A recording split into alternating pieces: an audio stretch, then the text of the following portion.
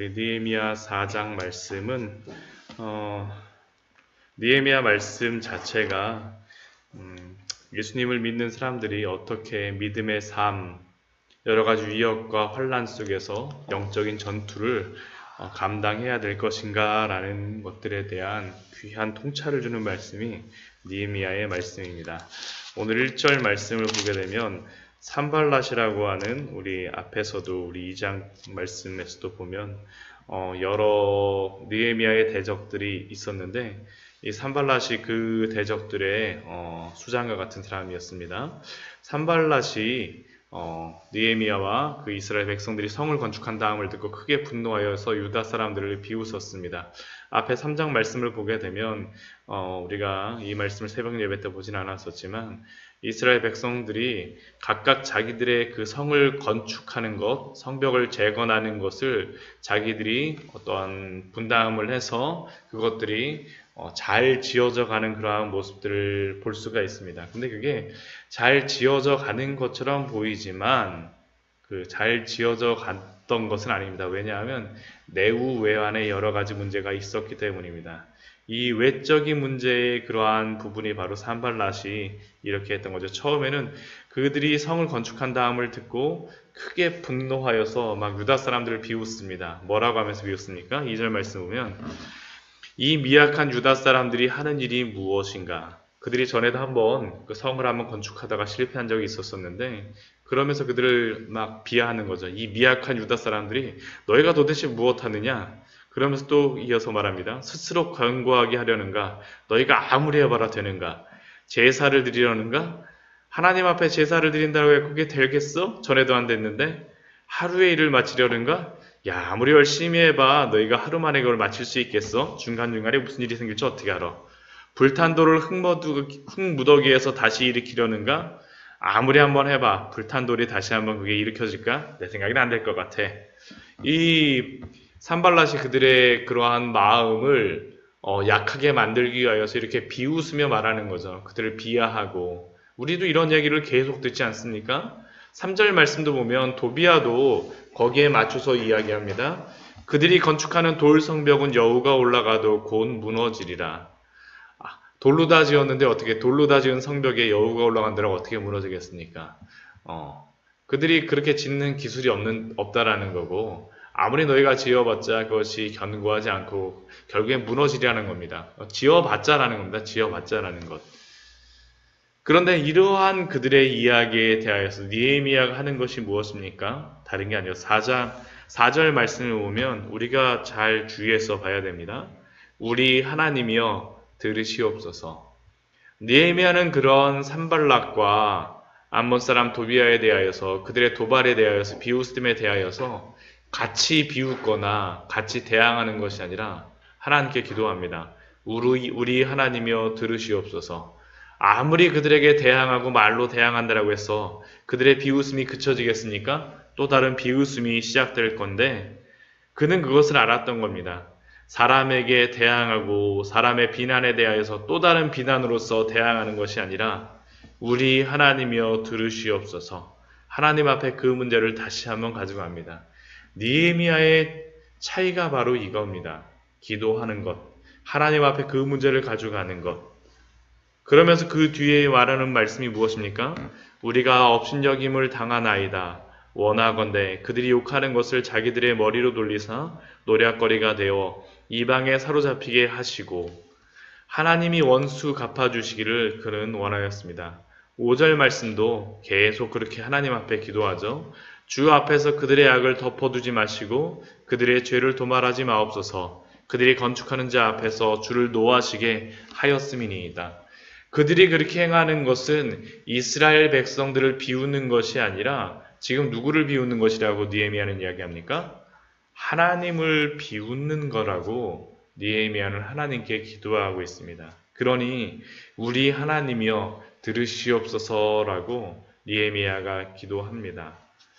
그리고 이렇게 기도하면서 나아갈 때 어떻게 됩니까? 그들이 이렇게 아무리 비었음이 있었어도 느헤미야와 같이 이스라엘 백성들이 기도하며 나아갈 때 이렇게 기도함으로 말미암아서 우리가 성을 건축하여 전부 연결되고 높이가 절반에 이르렀으니 물론 외부에서의 그러한 비웃음이 있었지만 그들은 그러한 것들에 대해서 개의치 않고 하나님을 의지하며 성을 건축하고 순적하게 진행됐다라는 겁니다. 우리의 외부에서 아무리 소리가 들린다라고 하여서 그게 실질적으로 문제가 되어지지 않는다면 우리는 우리의 일에 집중하면서 나아가야 됩니다. 주변의 여러 가지 소리에 집중하는 것이 아니라 우리가 하는 일들, 또한 여기에서 느헤미야의 지혜가 있죠. 그 비웃음에 대하여서는 대항하지 않아도 된다라는 겁니다. 그만큼만 대항합니다. 근데 이들이 이제 비웃음 정도에서 그치지 않습니다. 7절 말씀 보면 어떻습니까? 산발락과 도비아와 아라비아 사람들과 암몬 사람들과 아스돗 사람들이 이제는 산발락과 도비아 정도가 아니라 아라비아 사람들, 암몬 사람들, 아스돗 사람들까지 이렇게 합해갖고 무리를 짓습니다. 왜 무리를 짓습니까? 예루살렘 성이 중수되어 그 허물어진 틈이 메어져 간다함을 듣고 심히 분하여 8절 다 함께 꾀하기를 예루살렘으로 가서 치고 그곳을 요란하게 하자 하기로 이제는 비웃음 정도가 아니라 실질적인 물리적인 그러한 공격을 감행하겠다라 하고 이 사람들이 모인 겁니다.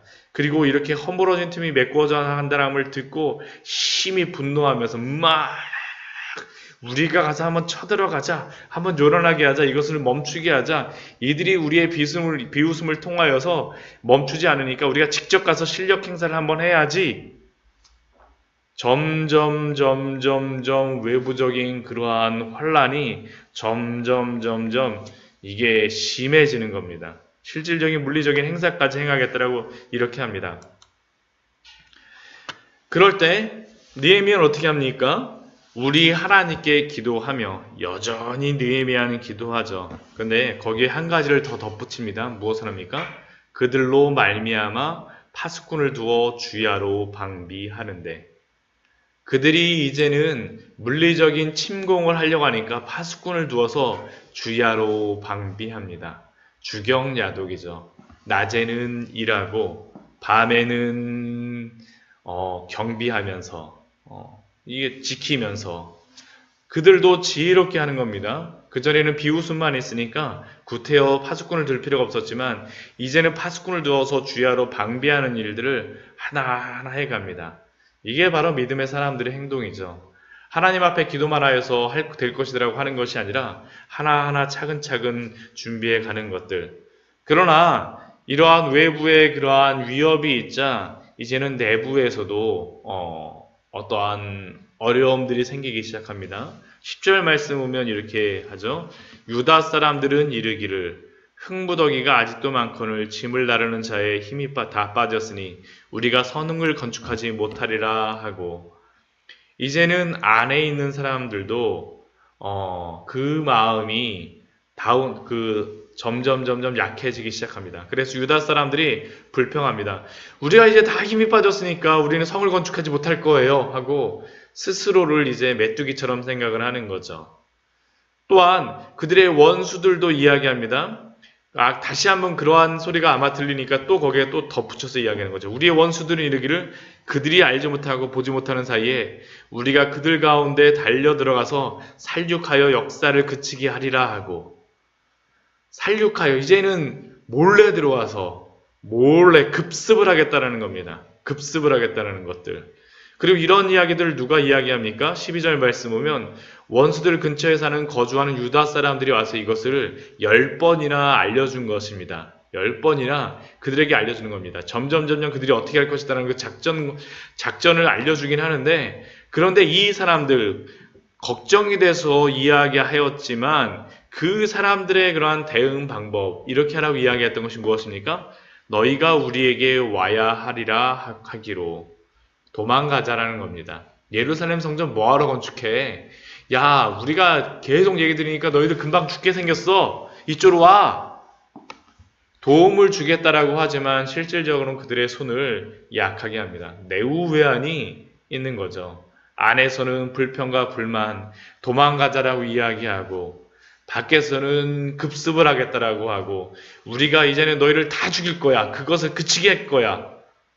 굉장히 힘든 상황입니다. 정말 힘이 빠지는 상황이죠. 여러분들은 어떻게 하시겠습니까? 느헤미야는 이러한 때에 어떻게 합니까? 13절 말씀 보면 내가 성벽 뒤에 낮고 넓은 곳에 백성이 그들의 종족을 따라 칼과 창과 활을 가지고 서 있게 하고, 성벽 뒤에 낮고 넓은 곳은 어떤 곳이겠습니까? 가장 약한 곳입니다. 아까 급습을 하겠다라고 이야기를 하는데 그들이 쳐들어올 만한 곳입니다. 가장 연약한 곳, 가장 힘든 곳, 가장 취약지구에 사람을 배치합니다. 그리고 그곳에 종족을 따라서 칼과 창과 활을 가지고 서 있게 함으로 말미암아서 대비를 합니다. 전쟁 싸울 준비를 하는 거죠. 느헤미야의 그들의 위협도 점증되지만 느헤미야의 대응도 점점 거기에 맞춰서 대응하고 있습니다. 지혜로운 겁니다, 이게.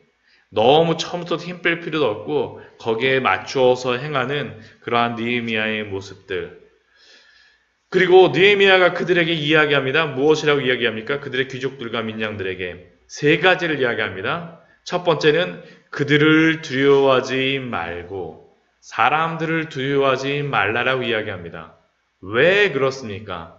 그들이 두려워할 자를 두려워해야 되기 때문이죠. 두 번째 말하는 것이 무엇입니까? 그래서 지극히 크시고 두려우신 주를 기억하고, 사람들을 두려워하는 것이 아니라 너희가 참되게 두려워해야 되는 그러한 대상은 바로 하나님이라는 겁니다.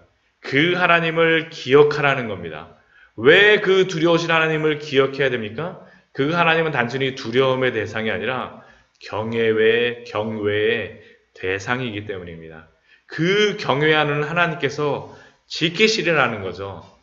너희를 애굽에서 구원하신 그 하나님께서, 그 크고 두려우신 그 하나님께서 너희를 지키시지 않겠느냐라는 것을 느헤미야는 그들에게 기억시키는 겁니다. 말씀을 알려주는 거죠. 이게 바로 지도자가 행해야 될 것이고, 또한 이것이 바로 두렵고 어렵고 힘든 일, 내후외환의 그러한 상황 속에서 행해야 될 가장 중요한 것입니다. 또 한 가지를 기억시킵니다. 그것이 무엇입니까? 너희 형제와 자녀와 아내와 집을 위하여 싸우라. 그들이 안 싸우면 그들의 형제가 나가 싸우겠습니까? 어린 형제가 나가 싸우겠습니까? 자녀가 나가 싸우겠습니까? 아내가 나가 싸우겠습니까? 아니죠. 너희가 아니면 무너진다는 겁니다. 책임 전가하지 말고 너희가 남자답게 앞에 서라라고 지금 이야기하고 있습니다. 굉장히 중요한 부분입니다. 너희가 맡은 책임이 있지 않느냐. 그들에게 그 현실을 바로 직시하지만 그럼에도 불구하고 도움이 있다는 것을 그들에게 분명히 이야기합니다.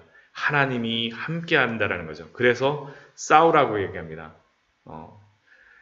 사도 바울도 우리에게 마귀와 대적하라라고 또한 신약성경에서 우리에게 그렇게 말씀하고 있지 않습니까? 대적해야 되는 거죠. 그러자 15절 말씀을 보면 어떻습니까? 이러한 느헤미야의 대응에 대하여서 우리의 대적이 우리가 그들의 의도를 눈치챘다함을 들으니라.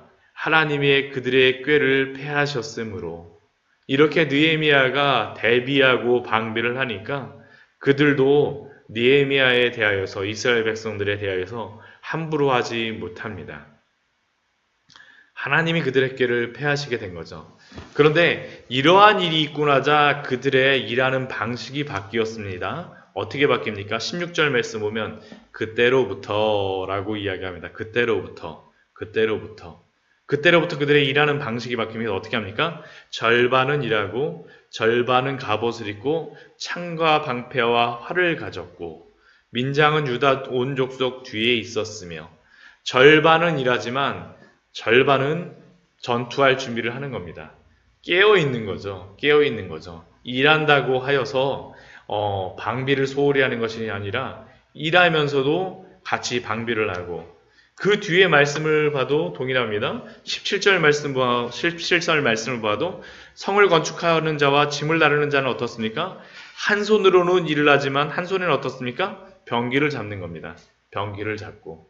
한 손이라도 남아있으면 절반은 일하고 절반은 방어한다라는 게 또한 이렇게도 하는 겁니다. 한 사람이 한 손이라도 남아있으면 한 손에는 병기를 잡고 계속 준비하고 있는 겁니다. 깨어 있는 거죠. 18절 말씀도 동일합니다. 건축하는 자는 각각 허리에 칼을 차고 두 손을 다 써야 되는 사람은 허리에 칼을 차고 준비하고 있습니다. 그리고 나팔 부는 자는 느헤미야의 곁에 섰느니라. 그 곁에 서서 언제든지 나팔 불 준비를 하는 거죠. 만약 나팔 불게 되면 어떻게 합니까? 19절 20절 말씀 보면 내가 귀족들과 민장들과 남은 백성에게 이르기를 이 공사는 크고 넓음으로 우리가 성에서 떨어져 거리가 먼즉 너희는 어디서든지 나팔 소리를 듣거든 그리로 모여서 우리에게로 나아오라. 우리 하나님이 우리를 위하여 싸우시리라 하였느니라. 깨어서 준비하고 있다라는 겁니다. 깨어서 준비하고 있는 것들. 작전도 세워놓는 거죠. 나팔 소리를 듣고든 그리로 모이라. 그리고 그들에게 참된 도움은 무엇인지를 그들에게 얘기합니다. 우리 하나님이 우리를 위하여 싸우시리라. 물론 그들이 전쟁을 하고 그들이 준비하지만 그 전쟁의 승패는 누구에 달렸다라고 그 느헤미야가 고백하는 겁니까? 우리 하나님이 우리를 위하여 싸우시리라. 이게 바로 믿음의 태도요. 믿음의 전쟁에서의 영적 전쟁에서의 그러한 방법입니다. 21절 말씀을 봐도 그렇게 이야기하죠. 우리가 이같이 공사하는데 무리의 절반은 동틀 때부터 별이 나기까지 창을 잡았으며 시간을 언제서부터 하는 겁니까? 동틀 때부터 별이 나기까지. 굉장히 힘듭니다. 제가 이스라엘 가서 한번 그 발굴하는 작업 가서 하루 일해 왔는데 굉장히 힘듭니다. 왜냐하면 굉장히 건조하기 때문에 몸에서 수분이 빠져나가면서 머리도 아프고 굉장히 힘든데 이 사람들은 동틀 때부터 별이 나기까지 굉장히 힘들게 지금 일하고 있는 겁니다. 헌신이 되고 있다는 것을 또한 이야기하고 있습니다. 또한 22절 말씀을 보아도 밤에는 그들이 안에 들어가서 자지만 또한 23절 말씀을 보면 그 느헤미야와 주변에 있는 그를 돕는 종자들은 옷도 벗지 않고 파수하면서 준비하고 있다라고 이야기합니다. 이게 바로 영적 전쟁입니다. 한편에서는 일하고 한편에서는 준비하고 날마다 깨어서 날마다 있는 것들, 리더로서 그냥 있는 것이 아니라 더 헌신되어진 모습들, 더 준비하는 모두가 한 마음으로 여기에 함께하고 있는 겁니다. 하나님이 지키시고 보호해 주시는 그러한 영적 전투의 모습을 느헤미야를 통하여서 우리에게 보여주고 있습니다. 우리가 4장 말씀 보면서 알 수 있는 것이 무엇이었습니까? 그들의 주변에서는 끊임없이 안에서는 불평이 일어나고 밖에서는 대적자들이 그들을 위협하였지만 느헤미야는 기도함으로 그리고 그렇게 기도하면서 준비하고 방어하고 일함으로 성벽 건축의 일을 헌신하며 진짜 죽을 힘을 다해서 하고 있는 겁니다. 우리가 하나님을 할 때 어떻게 행해야 되겠습니까? 이러한 어려움을 당할 때 바로 우리는 이 느헤미야의 이러한 말씀을 우리가 묵상하면서 어떻게 우리가 그 어려움 가운데에서도 그 어려움보다 더 크신 하나님을 의지하고 깨어 있어야 될지, 그렇다고 단순히 깨어서 기도하는 것이 아니라 우리에게 맡겨진 일을 어떻게 감당해야 될지, 어떻게 충성해야 될지 우리에게 알려주고 있습니다. 이러한 말씀을 보시고 또한 오늘도 우리에게 맡겨진 일을 향하여서 더욱 기도하고 더욱 충성하고 더욱 헌신하고 더욱 믿음의 분투를 함으로 말미암아서 하나님이 주신 그러한 놀라운 은혜들 또한 그러한 영적인 삶들 가운데 승리하시는 우리 성도님들 되시기를 축원드립니다.